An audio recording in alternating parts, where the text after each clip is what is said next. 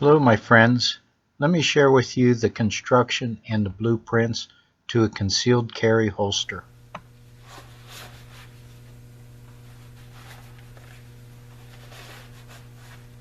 Some of the materials that we're going to be using is these rare earth magnets that we're salvaging from refrigerator magnets. Contact cement, very good for holding the leather. The magnets are being secured inside the inner and outer flaps. These are going to make the latch. And here you can see the slot for your belt loop that's on your pants. Rivets are being secured at stress points on the holster. I built two prototypes of this holster before I came to the third final version, which is what I included the blueprints. The depth of the pouch is located and rivets are inserted at these points. Stitching is used to form the pouch pocket. I'm using 2 needles with artificial sinew, and when you're using 2 needles, the holes are pre-made and the needles go through the same hole in opposite directions, forming a figure 8 stitch. Do this the entire length of the pocket, and when you come to the end of the stitching, go in a reverse direction about 3/4 of an inch and to secure the ends.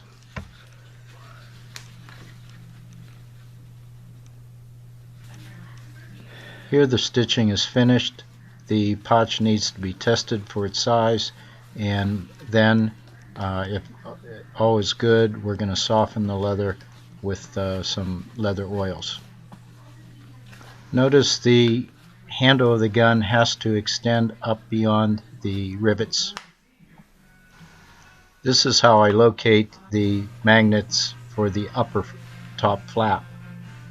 Let them find the magnets on the underside by themselves. Use an oversized strip to hold those magnets and then trim after everything is secured and in location. A leather die is used to match the cut edges with the rest of the leather. The cut edges are going to have a lighter color, so the leather dye will blend it all in.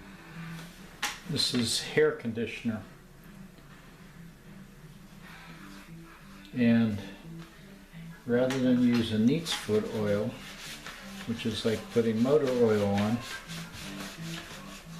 this is good for your hair, it's good for your skin, and it is like an oil that will be similar to like a brain tanning of leather.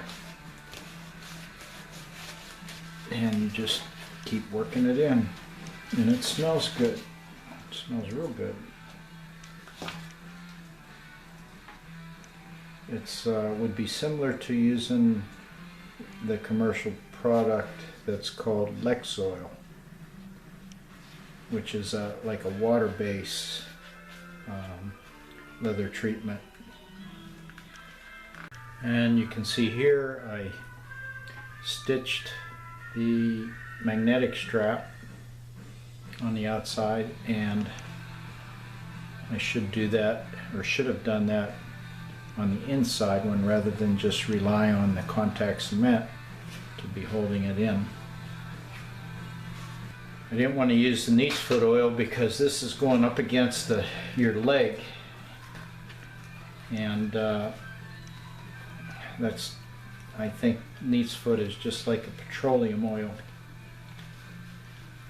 I'm going to end up using about half of this tube on it, and I'll just keep working it, flexing it, rubbing it in, and as it starts saturating into the leather fibers, it will start making it very soft. And I think this is like strawberry scent, where neat's foot oil is like a motor oil scent. The magnetic strap does hold pretty good. Here's my hand cream. This has some lanolin, beeswax, coconut oil, some olive oil, and this is going over top. And I already got it pretty pliable, so that's with the hair conditioner. And this is going to put the oils in it, the good oils, and it will allow it to polish up with the beeswax. And any of this oil that gets on your skin is good for the skin. Here's the first prototype holster. The second holster that I'm making, I'm adjusting the physical dimensions, the size and the depth that the holster should be, and I'm also using a machine. This machine I picked up in a yard sale for about $25. I refinished the box and cleaned the machine. It sews very good. When you're sewing leather, you can purchase a leather needle for the machine. Instead of a needle point, it has a chisel point, so it cuts through the leather rather than try to push through like an awl. Makes the sewing much easier. When trimming the two halves, scissors are very hard to control cutting on a line or cutting on this edge. It's much easier to use an X-Acto knife to do that cutting. Here again, the depth of the pouch is noted and rivets are going to be set at the stress points. I've used two different types of rivets. This type you have to flare the head of the rivet. It doesn't hold as good as a two-component rivet. I prefer the two half better than these single rivets. Here the belt loop is being formed. Here the inner and outer flap is being shown. I'm softening the leather with leather conditioner. Second prototype is finished. Now I'll show you the plans and the final holster.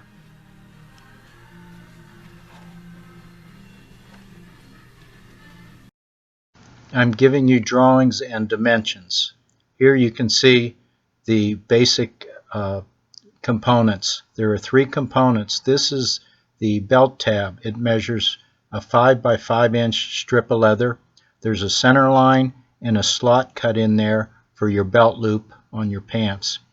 The top and bottom portions of the holster are exactly the same, except that the outside one is 14 inches versus 17 inches. I sacrificed a stainless steel ruler. It was an 18-inch ruler. I cut it at 12 inches, so I have a 12-inch ruler remaining, but the final 6 inches was cut in half, and this is used to hide the ghost images of the magnets. Here is the slot for your belt loop. I cut 2 holes.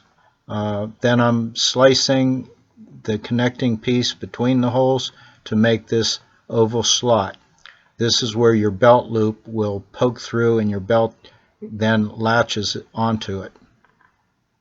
Here you can see the belt loop in its finished location. Here is it being attached with the belt and my belt loop secured to it. The pouch in its position with the handgun in it, and it's very well concealed. You can see my wallet is in my front pocket. You can see that, but you can't see the handgun. The handgun in its position of the pouch, here it's all the way inserted. Notice the ghost images of the magnets on the upper flap. You can see it on the inside, but you can't see it from the exterior of the flap. This is the top of the flap with the magnets, and when it's flipped over, you can see here the steel rule that's in there completely hides it.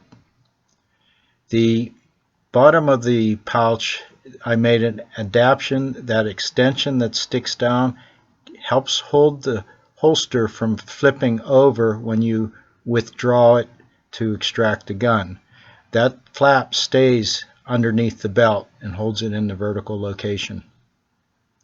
Thanks for watching, my friends. Bye-bye.